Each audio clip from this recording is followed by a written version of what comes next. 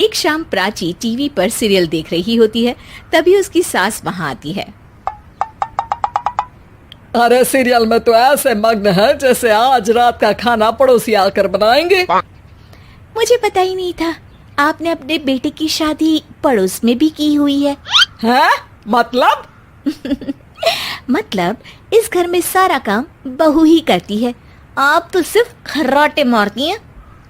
अच्छा जी, फिलहाल तो तुम आराम फरमा रही हो, चलो जाओ, ये मेरे टीवी देखने का समय है। आहा, इसीलिए मुझे भगाया जा रहा है। सॉरी, अब तो बिल्कुल नहीं जाऊंगी। प्राची की इस बात पर दोनों सास बहू के बीच टीवी रिमोट के पीछे बच्चों जैसे छीना झपटी शुरू हो जाती है, जिसके बीच श्लोक भी काम से घर वापस आ जाता है। आज मेरी चूहे बिल्ली की जोड़ी किस बात पर झगड़ रही है? अरे तेरे बीवी मुझे टीवी ही नहीं देखने दे रही।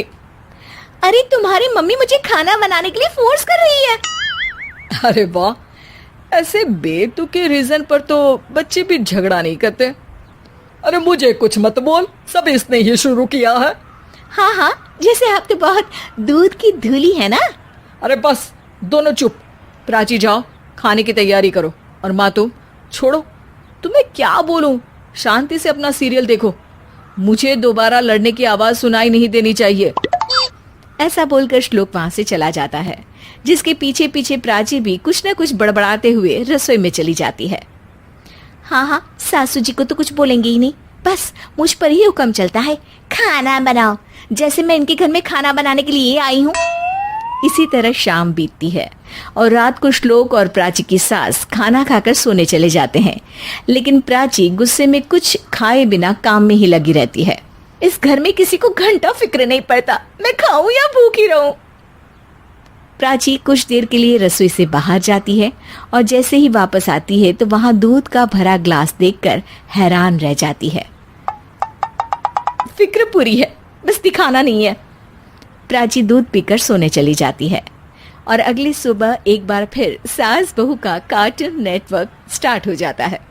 ये तुमने ही किया है। अरे अजीब जबरदस्ती है, मैं बोल रही हूँ मैंने कुछ नहीं किया। दोनों ने मिलकर पूरे घर को पागल खाना बनाया हुआ है। यहाँ कोई नॉर्मल इंसान तो रह ही नहीं सकता, इसीलिए अब पड़ोसी क्या रिश्तेदार भी घर आने से कतराते हैं। और सुन बेटे, तू भी चंगा, तेरी माँ भी चंगी, तेरी बीवी भी चंगी, रिश्तेदार। हाँ जी, आपको नहीं पता क्या, गंगाधर ही शक्तिमान है, रिश्तेदार ही। हाँ हाँ, बस समझ गया। कभी जानवरों जैसे लड़ेंगी तो कभी जुगलबंदी करेंगी। भाई मैं आप दोनों के बीच में नहीं फंसना चाहता।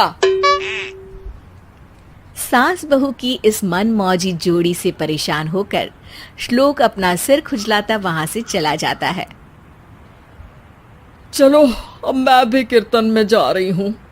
इस पर जैसे ही सास कमरे में अपना पर्स लेने जाती है तो वहां नाश्ते की प्लेट रखी देख मुस्कुराने लगती है और नाश्ता करके घर से बाहर निकलते हुए कुछ पैसे टेबल पर रख जाती है, जिसके कुछ देर बाद सिलेंडर वाला घर आता है। ओ मुरी मैया, मैं सिलेंडर के बारे में तो बिल्कुल भूल ही गई थी। घर खर्च के सारे पैसे भी मम्मी के पास है और श्लोक से बोला तो उल्टा 4 बात सुनाएंगे। प्राची ये सोच ही रही होती है कि अचानक उसका चेहरा चमक उठता है और वो घर में आकर इधर उधर देखने लगती है। तभी उसकी नजर टेबल पर रखे पैसों पर पड़ती है, जिन्हें वो सिलेंडर वाले को दे देती है। ये सब श्लोक देख लेता है। अच्छा बेटे, इतना बड़ा घोटाला, सबके सामने मैं तेरी दुश्मन और पीठ पीछे तेरी मेरी यारी। इस पर श्लोक एक प्लान बनाता है और शाम को सब एक साथ बैठे होने पर बोलने लगता है। माँ, तुम दोनों की बहुत लड़ाई होती है, इसलिए मैं सोच रहा हूँ कि प्राची को उसके घर छोड़ाऊं, इससे वो भी खुश रहेगी और तुम भी। अचानक श्लोक की ये बात सुनकर सास बहू शौक से उसकी तरफ देखती है। अरे ऐसे कैसे घर छोड़ाओगे, मुझे कहीं नहीं जाना। अरे तुमने बोला नहीं पर मैंने सुन लिया, तुम्हें मम्मी के साथ रहना अच्छा नहीं लगता, मुझे पता है। अरे वो अरे, जब बहू खुद कुछ काम बोले तो वो तुझे सुनता नहीं, और अब जो इसने बोला ही नहीं वो तू समझ गया। जब उसे नहीं जाना तो फिर जबरदस्ती क्यों कर रहा है? अच्छा, फिर आपको मौसी के घर छोड़ाता हूँ, बस अब आप दोनों एक घर में एक छत के नीचे नहीं रह सकती। मैं इस टॉम एंड जेरी की जोड़ी को और नहीं झेल सकता। है? ऐसे कैसे नहीं रह सकते?